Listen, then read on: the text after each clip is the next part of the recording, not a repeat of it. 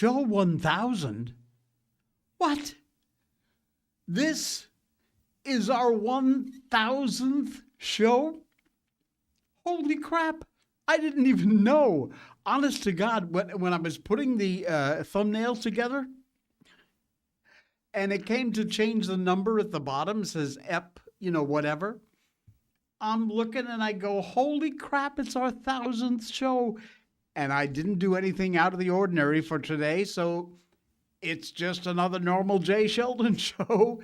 Welcome in, Mid-Danny. Good morning, everybody. Love these sunny mornings in Illinois. Just puts me in a great mood, as it should. A good cup of Blackout coffee, the Jay Sheldon show, and sunshine in Illinois is about as good as it gets. Yes, it is our 1000th show. Holy crap. I'm impressed. We made it. All right. Trump apparently is not welcome. That's coming up. No surprise, dead people are voting. But guess how many? You won't believe it. And finally, you want to steal an American job? Well, there's an app for that. Welcome to the Jay Sheldon Show. I am that guy. Oh, man. Unbelievable. Absolutely unbelievable. It's a Tuesday, huh? All right, let's get right into it, shall we? Trump's lifted his moratorium on attending the annual White House Correspondents' Dinner. This coming Saturday, going to mark his first appearance in what has been dubbed the Nerd Prom. And oh boy, is it. Journalists glad handling, congratulating everybody over being not so fabulous. It's kind of, think the Academy Awards, but with ugly people, because that's pretty much what it is. Weijia Jiang, president of the White House Correspondents Association, on X, said, "We're happy the president has accepted our invitation and look forward to hosting him." Trump graciously agreeing to attend in light of this year marking the 250th anniversary of our glorious country. First Lady Melania, she will also be attending.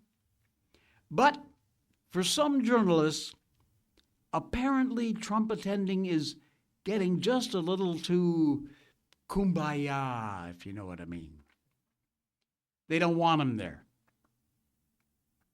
They want their fellow DC journalists to rise up and force a protest. Now, what does that mean? The journos, maybe they'll all break out into chants of, "This is what democracy looks like." Or sing, "Which side are you on?" Or they'll do maybe a synchronized dance in their tuxedos and "Come jump me heels." According to the letter, this is so ridiculous. According to the letter being shared by the left-wing hacks, a group of 250 journalists signed a letter demanding the WHCA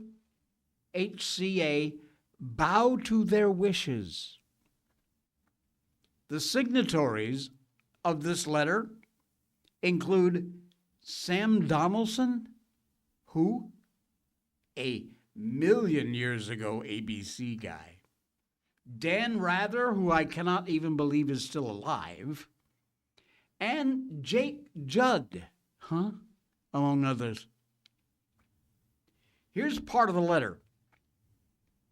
To the officers, board of directors, and members of the White House Correspondents Association, we, the undersigned, call upon the White House Correspondents Association to use the occasion of the Correspondents' Dinner to forcefully demonstrate opposition to President Trump's efforts to trample freedom of the press.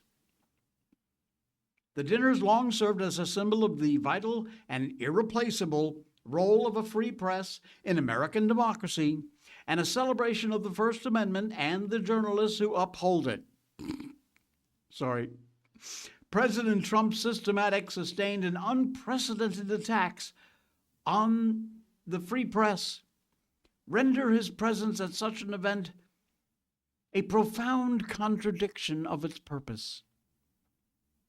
The collective weight of the admin's actions, retaliatory across bands, coercive regulatory investigations, frivolous lawsuits against the press, defending of public broadcasting, dismantling of international broadcasting, physical restrictions on journalists, personal verbal attacks on reporters, assaults in the media in White House official press releases, social media posts, the arrest of journalists, and the pardoning of those who commit violence against the press represents the most systematic and comprehensive assault on freedom of the press by a sitting American president. That is just a part of this BS letter that they sent. So, President Joe Biden calls lids at, about 11 a.m., rescinded press access to 440 media outlets, limited press to selected outlets only, pre-programmed questions only. But Donald Trump holds press conferences on the tarmac of Joint Base Andrews on the regular, answers questions unscripted, off the cuff, wherever he goes. Trump also responds to journalist calls on his cell phone at all hours of the day and night. So, exactly who is the threat to the First Amendment? Yeah. Take a seat, whiners. It's going to be brutal. Trump takes down these folks' gotcha questions, poorly framed logic, precision. Trust me, whatever they got planned, he will be loaded for bear. We urge the WHCA to reaffirm without equivocation the freedom of the press is not a partisan issue, and the association will not normalize this behavior, but instead fight back against any office holder who's waged systematic war against the journalists whose work the dinner celebrates. And this letter ends with a 2.5-page laundry list of Trump administration attacks on the free press. And 250 people signed it.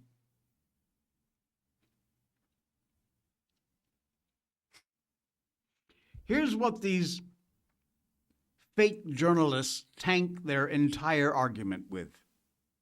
This screed is nothing but partisan. Where are the protests over Barack Obama's spying on then Fox News correspondent James Rawson and then CBS News investigative journalist Cheryl Atkinson? Don't look, it doesn't exist. They gladly toasted and took photos with the first black president because he represented their values, their political correct leanings. The fact that the people who signed this letter and those who will attend that dinner are still publishing under their own bylines and trotting on to whatever news outlets finds them interesting to spout about just how terrible Trump is, that is proof that the First Amendment is alive and well. And their protests, performance theater. That's it. That's all it is. That's all they do. Every single day, the corporate media loses credibility, especially when they can't even distinguish between NAFTA and NATO. There's a real suspension of the First Amendment happening, although look no further than California and the so-called Stop Nick Shirley Act. You heard about that, right? Designed to suppress independent journalists and free speech. Yes, that same Nick Shirley, who has done the work of 1,000 of these corporate morons, exposing corruption, furthering the First Amendment.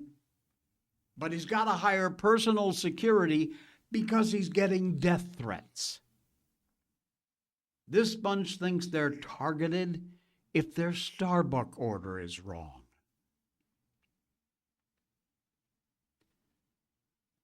Ari Fleischer. This dinner is the most vainglorious event ever put on in D.C., and that's saying a lot. I don't know why any Republican would go. The press will toast itself, brag about how they're saving the Republic, and only the Democrats will agree. The biggest threat to the press is the press. They're the ones who've lost their customers' trust a long time ago, and boy, ain't that the truth. This is going to get interesting. I can't wait. Feel like the word protest, Danny says, is just meaningless anymore. Way too many for anything and everything. That's true. Hello, Marilyn. Good morning. Praise the Lord. And Danny says they're mad because they rip off Trump, but Trump gives it back, and they're butthurt about it. I added the butt part. Well, do to others as you wish others would do to you. Exactly. Thank you. Oh, man. Somebody else is pushing back. That would be Kash Patel. Love him or hate him. Sometimes you gotta shove when you get pushed. Official word has come out. A lawsuit has been filed against The Atlantic and reporter Sarah Fitzpatrick.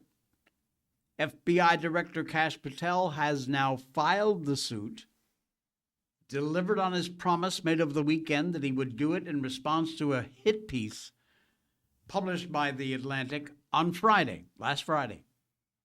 In this bullshit article, Fitzpatrick alleges that Patel is frequently intoxicated on the job, has a horrific job performance, and this has led to a morale problem throughout the Bureau. There's been word the story is somewhat circulating around D.C., but no outlet willing to run the risk publishing this kind of pure speculation. The Atlantic, however, they bellied up to the bar. They're more than willing to do that, in line with exactly what The Atlantic is all about. The talk over the weekend that this had been passed around story with a few outlets and nobody touched it is hinted at by Fitzpatrick's teaming up with Jonathan Lemire from MS Now for the piece. They claim they based the reporting on speaking with some White House officials, and as Sarah explained, it is according to the more than 24 people I interviewed about Patel's conduct.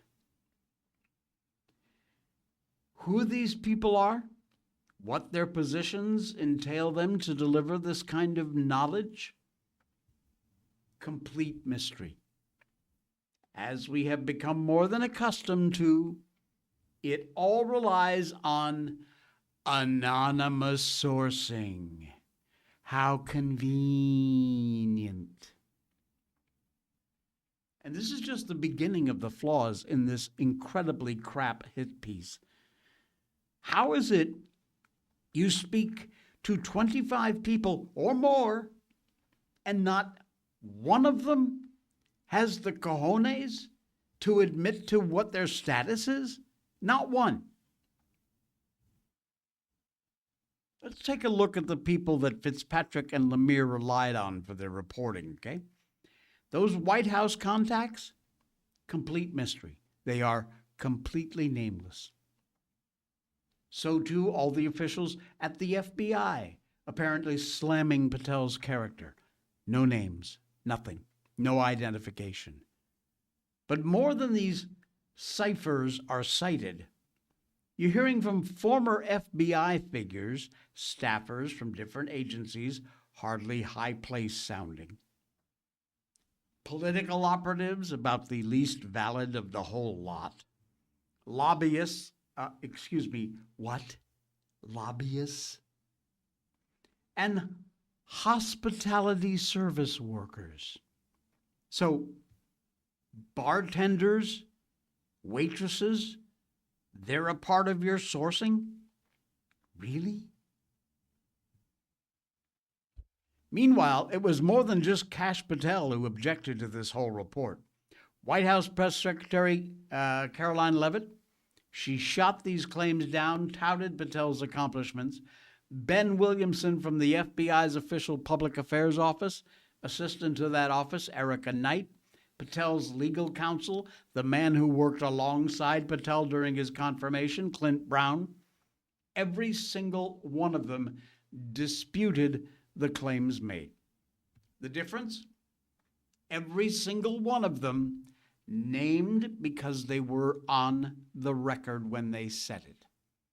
And yet those people all discounted because Fitzpatrick and Lemire were pursuing an agenda. That's it. They had a headline they wanted to publish, and they were going to do it no matter what, come hell or high water. Williamson alluded to the common practice we see all the time from the press these days. The deadline gambit. This tactic of a full report on an individual being in the works for weeks, multiple sources, deep background established, and the main focus of the piece is given a very brief little window to respond to the report. Try to conjure the amount of time spent by this Fitzpatrick moron to craft this whole absolute piece of fluff garbage. Probably 24 sources, alleged. Then look at Williamson saying they had just 2 hours to respond before it got published. 2 hours. They sent off a letter to the Atlantic warning of impending litigation if they went forward, and this appeared to at least generate some changes at the Daily Beast. They felt they had another gotcha moment, revealed a total lack of brain cells. They breathlessly reported, Kash Patel's legal team has revealed more allegations were leveled against him. They were published in a bombshell report by The Atlantic and said what they were. That means the letter, which came from a personal attorney for Patel, rather than from the FBI's own counsel, effectively put what it describes as false and defamatory statements into the public circulation. Let me help you out, okay? You see, after the lawyer contacted them with this letter, it is rather clear that Fitzpatrick and or her editors pulled some items out of the piece for fear of any future litigation. Not a case of mistakenly exposing something. They were being transparent in showing the flawed reporting they did. Sarah Fitzpatrick appears with Jen Psaki Sunday, displays this high level of false bravado when asked about her article. Now, it's not clear how she can say the White House didn't refute things when in her piece she actually quotes Caroline Leavitt responding to the questions. And again, there were complete blanket denials from Patel and his lawyer. But there's more amusement. Oh, we're not done. She holds up the reputation of The Atlantic. Now, let's take a look at exactly what this outlet, The Atlantic, has been all about. Same outlet, managing editor Jeffrey Goldberg, put out the slanderous stories of Trump calling fallen soldiers suckers and losers. Goldberg, also the one who claimed Trump insulted a fallen female Marine, reneged on paying for funeral services as her family completely called that story a lie. Yeah, this is a sterling, way, way above board's publication, folks. Better still, how Fitzpatrick touts the whole mastery of their lawyers, and there's a small little detail needed to be overlooked.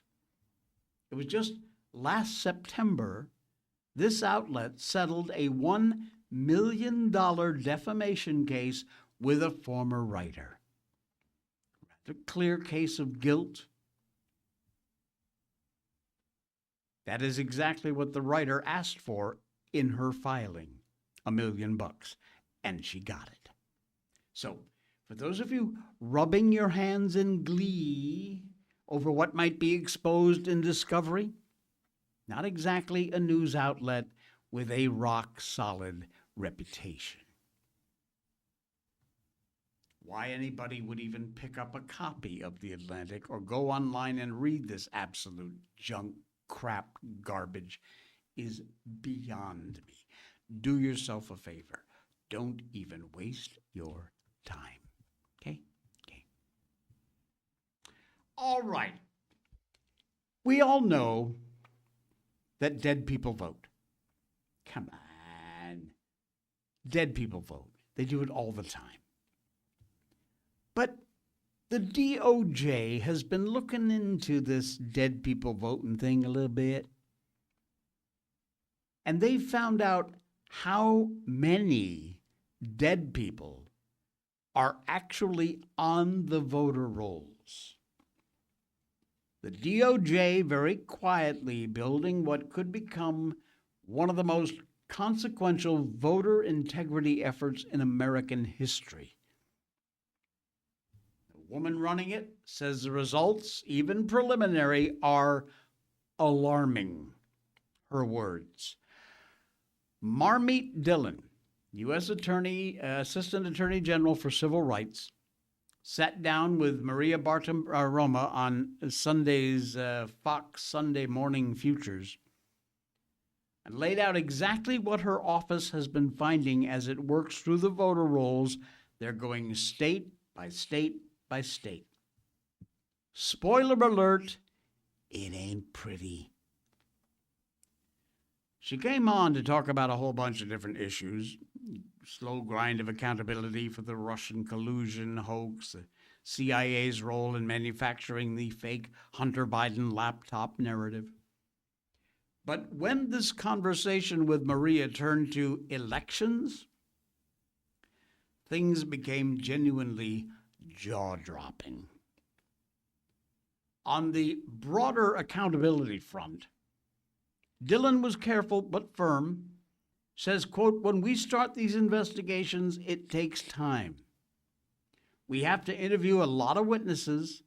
We don't want to do what the other side did, which is just jump to conclusions, and so we are building strong cases. She acknowledged the frustration, years of documented abuse, still no perp walks. But she pushed back on the idea that nothing is happening behind the scenes. She says, I can assure you the DOJ is very committed to this. And add that Acting Attorney General Todd Blanchett is continuing the work that Pam Bondi started. She also took a moment to call out what she called a judicial resistance to Trump's DOJ legit work.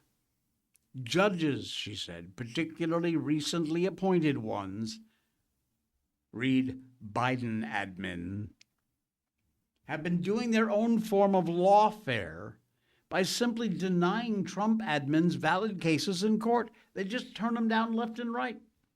That obstruction alone extends to her office's efforts on voting integrity. Bartiromo asked whether the looming midterms created any pressure to wrap things up. Dillon kind of shrugged it off, said the president has a 4-year mandate. The election's not going to affect the dedication of the lawyers at the DOJ to see this through. If we don't have the freedom and fair elections, including elections that are free from this kind of manipulation, weaponization, lying, cheating, stealing that we've seen evidence of, I think it's very bad for our country, and I personally am here to make sure we don't have that outcome. Bully. And then came the voter rolls. I hope you're sitting down. Dillon said she requested voter roll data from every state and the District of Columbia. About 1/3 have voluntarily cooperated or reached settlements. 1/3, that's it. Out of 50 states and D.C. The rest? She's had to sue 29 states and D.C. for refusing to hand over the records the Attorney General is legally allowed to have under the Civil Rights Act of 1960. It's permitted. States are not in compliance, even those who want to. Regarding the records, she's already been able to run with very limited data, as you can tell. 60 million of them. The findings, stunning. 350,000, at least, dead people currently on the voter rolls across the jurisdictions. They're listed as active voters. 350,000. Way more than 250,000. When you consider the fact the 2020 election was decided on fewer than 50,000 votes on battleground states, that is why you're seeing the Democrats in Congress so opposed to the Save America Act. Of course, they'll never win another election. Overwhelming majority of Americans, you and I, completely support the Save America Act. The Democrats, oh no, can't touch it. On top of 350,000 dead Americans registered as active voters, 25,000 individuals with no citizenship records, referred to Homeland Security for further review. The left, as you well know if you follow the news at all, for years has insisted that non-citizen voting, oh, that's just a myth. That doesn't exist. It's definitely happening. Recent indictment in Minnesota, someone who voted without being a citizen. Dillon also flagged the state's unusual vouching law. Have you heard about that one? It allows citizens to vouch for each other's citizen status. So Jose and Freddie go in to vote, and they say, "Are you a citizen? Can you prove it?" "Well, I don't have anything on me." And Jose goes, "No, I can vouch for him. He's a citizen." "Oh, okay, here you go, vote here." That's all it takes. Vouching law in Minnesota. You see the problem here? Insane. The numbers were not infuriating enough on their own. Dillon notes 5 states had federal judges rule against the DOJ's request for their voter rolls. The judges ruled against it. Blocked what she called a basic voter hygiene concept. Courts in the 9th and 6th Circuit, including Michigan, ruled against the effort. Rhode Island, here we go again, joined them last week. Her office appealing all these decisions in all of these cases. Dillon says, we ain't going to rest until we complete this project. 350,000 at a minimum.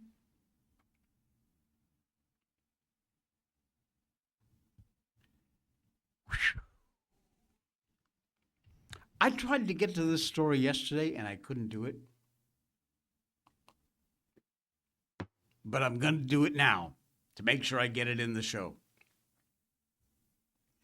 Have you heard of the Mountain Dew conspiracy? Maybe you have. It hasn't made a whole lot of headlines, but it's weird. You know, I love me a good conspiracy theory, and this one is a bit chilling. The theory is that Mountain Dew flavors have predicted 4 deadly U.S. disasters. Yeah, I know.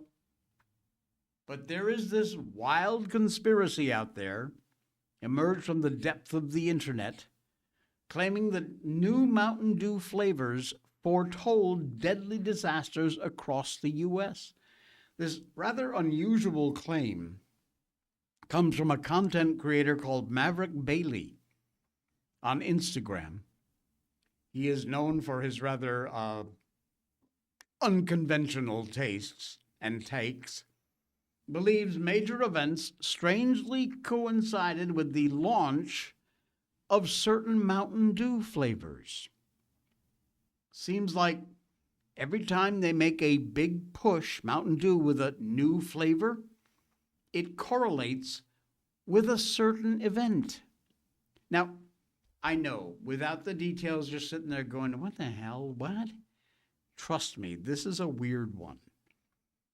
He pointed out the Star-Spangled Splash, which was a Mountain Dew flavor released in 2024, happened just shortly before the collapse of the Francis Scott Key Bridge. Patriotic name, eerily echoing the national symbolism of the event. Similarly, hit shelves just 3 months before 9/11. Theorists drawing the connection between the flavor's name and the emergency alert status that followed the attacks. Bailey also connected other flavors, like to the Maui wildfires, general global CrowdStrike blackout that crippled millions of Windows devices. It just happened last year. And now he is sounding the alarm over Mountain Dew's new upcoming flavor called Baja Midnight, B-A-J-A, Baja Midnight, which is set to launch this coming summer. New flavor could be referring to the witching hour, which is 12 o'clock midnight. He says, this is Bailey talking, my guess is what we're going to see is something very weird on a paranormal level, or something that's going to make us question everything. He added it could even be signaling a devastating cyber blackout. There is the new flavor. It actually looks quite nice. Maybe some kind of purple or grape thing, don't know. Mountain Dew commented on Bailey's Instagram video, discussing the wild theory. Basically, they said, keep your voice down. Which is not a denial, I might add. Mountain Dew made a joke about his theory, but there is no evidence to support any of Bailey's claims. They are just one of those things that make you go, though. He shared his latest update on the Maverick files. He outlined connections he's drawn between Mountain Dew flavors and other major disasters. Mountain Dew flavor called Code Red launched in May 2021, just months before the 9/11 attacks. 2019, Mountain Dew launches Maui Burst pineapple-flavored soda, foreshadowing the 2023 wildfires in Maui, devastating wildfires. Now, while the event happened in 2023, years after the flavor hit the shelves, Bailey and other conspiracy theorists are sure there is some kind of link. Facebook user shared an image showing a can of Maui Blast with the caption, "No such thing as a coincidence." Facebook, it's not predictive programming, it's the script. They know it, they write it, and they implement it. August 2023. High winds, dry weather caused wildfires to develop in Lahaina, Upper Kula, on the island of Maui. Those wildfires affected about 1,500 over parcels and 2,200 structures. One of the deadliest U.S. wildfires in the last 100 years. Bailey also linked the 2024 flavor Star Spangled Splash to the collapse, as I said, of the Francis Scott Key Bridge. March 26th, the ship suffered a power outage, crashed into the Key Bridge's support columns.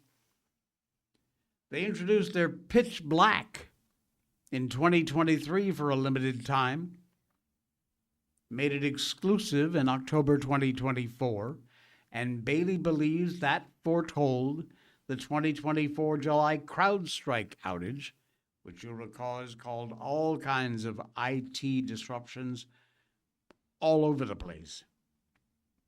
He points out Pitch Black, with its ominous name and dark branding, coincided eerily with what he called the biggest IT blackout of all time. So there you go. Do with it what you will. The Mountain Dew conspiracy theory. Interesting, to say the least. When you think of Montana, what do you think about? Wide open prairies and rugged men on horseback. Well, maybe not. Montana's Supreme Court asserted requiring citizens to state their true sex on official documents. You were required to, if you were born a boy, you had to say, it doesn't matter what you decided you were later on, or what your parents decided for you. If you were born a boy, you had to say you are a male. Well, the Montana Supreme Court decided that was discrimination. Here we freaking go. Last week, arguing that doing so would mean only cisgender Montanans were eligible for birth certificates and driver's licenses which matched their gender identity. I think I'm going to identify as a cup of Blackout coffee, the Pitch Black Espresso edition.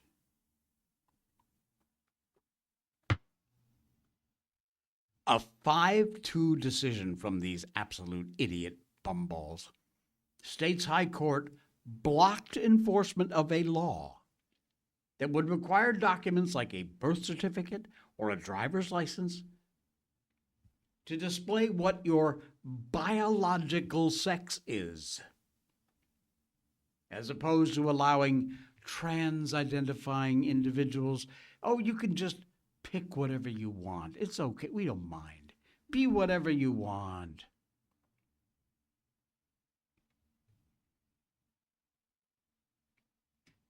Trans discrimination is, by its very nature, sex discrimination, the majority opinion writes. Authorized by moron Justice Lori McKinnon. I added the moron part because she's a moron. The portion of the decision reads something like a legal roller coaster. Requiring the state to issue false documents simply doesn't change the reality that men cannot become women and women cannot become men. Communications Director for Montana's Attorney General told the Federalist. Disappointing but not surprising that once again the majority of Montana's Supreme Court choose to advance the agenda of their woke political allies rather than evaluate the facts of the case. We should expect this, she says, out of California or Colorado, but not in Montana. That's what I was talking about in the beginning. When you think about Montana, you know,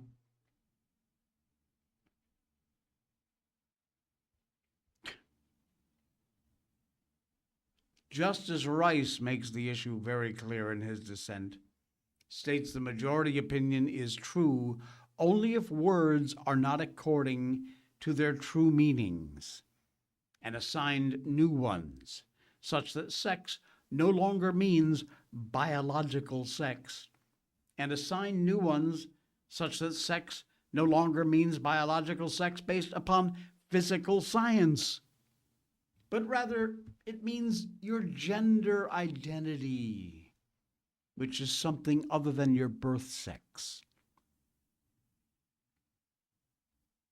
What the hell is wrong with you, Montana? You want to be like the next Colorado or California? Because you're doing a great job so far, my friends. Doing a great job.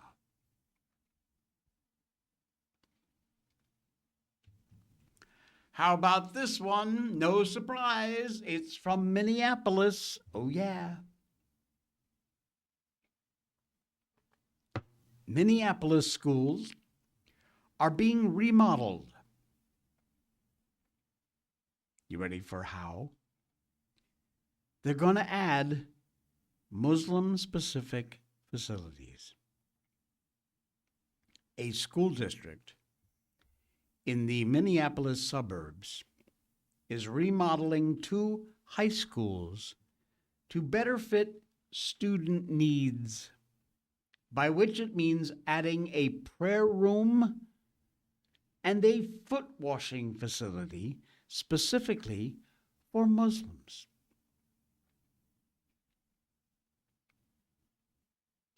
Post on X from Liz Collin, an Alpha News senior reporter,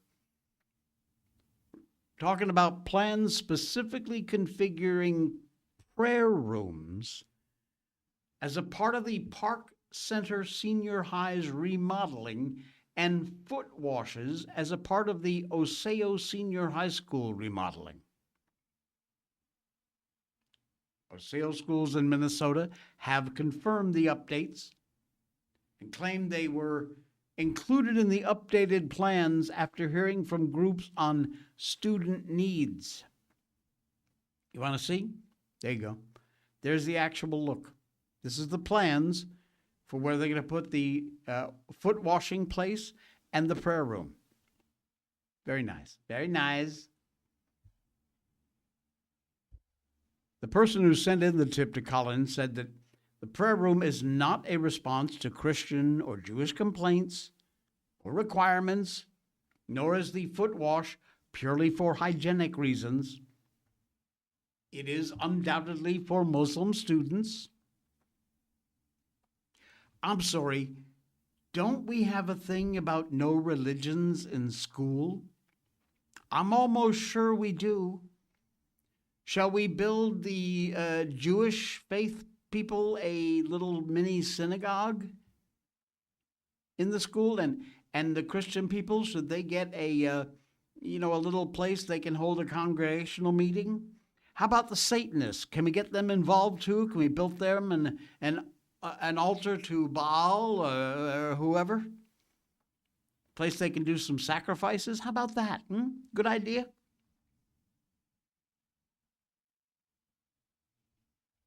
The Founding Fathers, folks, never, ever, ever intended to exclude religion from the public square or government institutions. Indeed, the phrase separation of church and state never actually occurs in our founding documents. A lot of the founders, including John Adams, George Washington, John Jay, they all emphasized the importance of religion in the public square. Also, it was normal, accepted, for legislators, public schools across America to have prayers incorporated into their regularly scheduled duties and exercises. America, obviously founded very specifically to be a Judeo-Christian nation, it is also true the founders were opposed to making one religion essentially the state religion or the official religion. But that is exactly what is happening at this Minnesota high school. The foot washing thing, by the way, in case you don't know, Islamic sacred texts in the Quran and the Hadith talk about ritual foot ablutions. Muslims perform this ritual ablution or wudu before they pray, which is, of course, they have to do 5 times a day. Some Muslims in Western country will put their feet in the sink, which is kind of gross if you're in a public facility. So it appears a whole lot of Muslim students at the Oseo Senior High School, the district decided to put in a special foot wash just for them. 2024, Minnesota spokesman recorder lectured public schools about being extra sensitive to Muslim students during Ramadan, month-long fast that also is connected with increased jihad for the most part, or at least right after Ramadan, then all hell usually breaks loose. Woke Minnesota authorities are increasingly pandering to Muslims, giving Islam preferential treatment in public institutions. It is happening time and time again. And as far as giving preferential treatment to Muslims during Ramadan when they are fasting, look, a part of the reason of your fast is to show your resistance to temptations. If I purposely don't eat or drink in front of you during Ramadan because you are Islamic, you're not learning anything. If I fire up a big roasted turkey, some mashed potatoes, grits and gravy, a couple of corn on the cob ears, well, you have to fast, and you can get through that, now that's a challenge.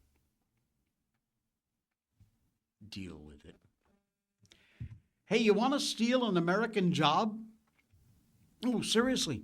You want to steal an American job? Hang on. Danny says, that's wild because I don't ever really hear any news about Montana. You're right. They're so quiet and out of the way, and they just kind of get on with life out there. You'd think.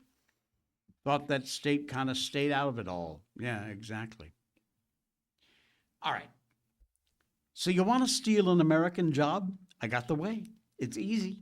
No problem. Guess what? There's an app for that. Are you an American citizen, born here, generations deep, looking for a job?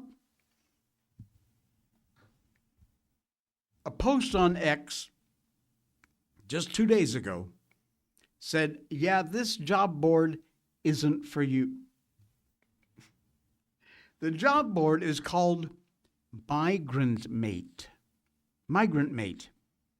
There's even a mobile app that promises it'll help land your dream job in the U.S.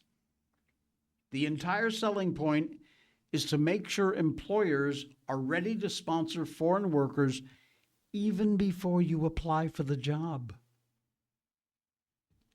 500,000+ jobs filtered by visa type, built specifically for foreign workers in the U.S. job market.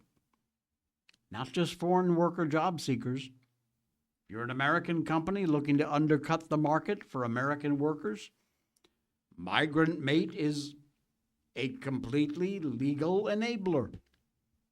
Oh yeah, it's legal. Piss you off? You're not the only one. Let me give you a quick peek behind the curtain. In this website from PJ Media, they have a stories claimed Slack channel to try to keep duplicating stories to a minimum. Pretty quiet, really.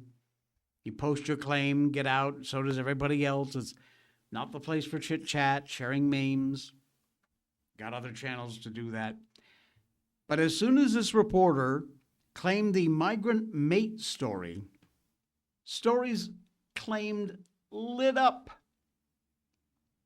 Colleague Catherine Salagos said, it's driving me insane that I can't get hired for any kind of job in Tucson, every time I walk into a store or a business, there are migrant employees who can speak English. Matt Margolis says the app is the new Tinder. Why can't we have nice things anymore? Migrant mate does not break any laws. Again, I'm telling you, it's perfectly legal. Perfect example of what happens when the law prioritizes cheap foreign workers over native or naturalized Americans. I mean, if you're a foreign worker, you're looking to get qualified for the MTech System Senior Analytics Engineer listing that just went live on Migrant Mate,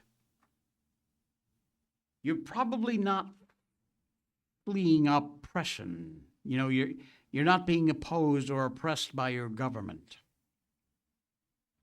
You're probably not even in poverty in your home country. And stuff like this gives immigration and trade a really bad name, which is a shame, since the West is very good at this stuff.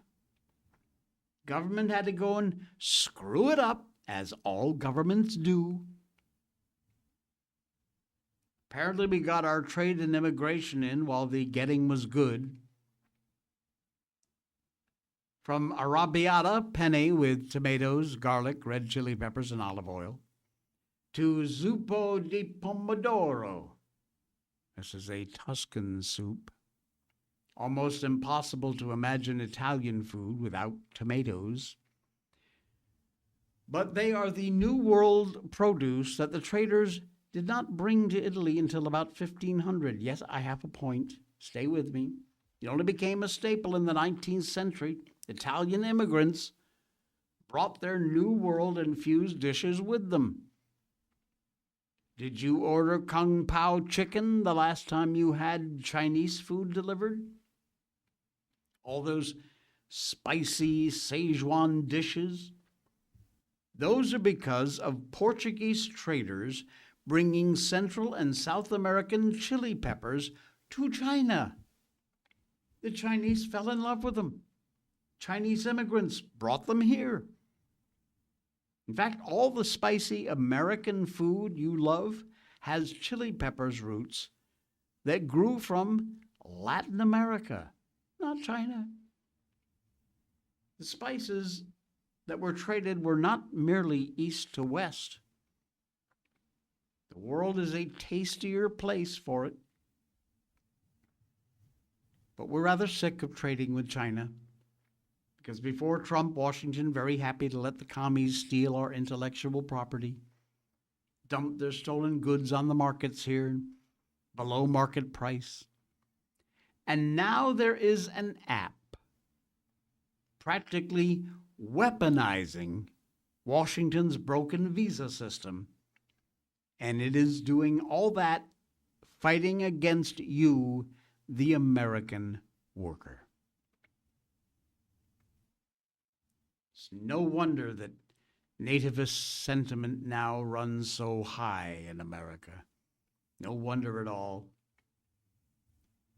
I'm still going to make arrabbiata for lunch, but I understand.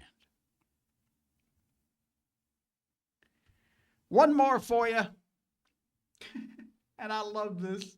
It's just a picture, but it is a classic. I would do this. I would absolutely do this. I promise you I would. These folks had a couple of doggies, and they had a front door, typical front door with the windows on the top, and their doggies wanted to be able to see out the windows. This is how they fixed the problem. If you're listening on our podcast, sorry, go to our video on Rumble or YouTube and check it out. It is great. They mounted the door upside down so the doggies could look out. God love our pets. That is a classic. I would so do that. I really would in a New York minute. All right, folks. Hey, we got a great group of sponsors. They're down there in our description. Please check them out. Get yourself a buy and a Blackout coffee, Patriot Mobile, wherever it might be. If you'd just like to make a straight donation to the show to help keep us free and keep us in gear here, you can do that at our PayPal link. It's right at the top of our description.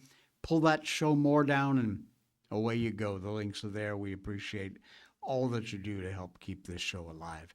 We'll be back again tomorrow for the Wednesday edition of the Jay Sheldon Show.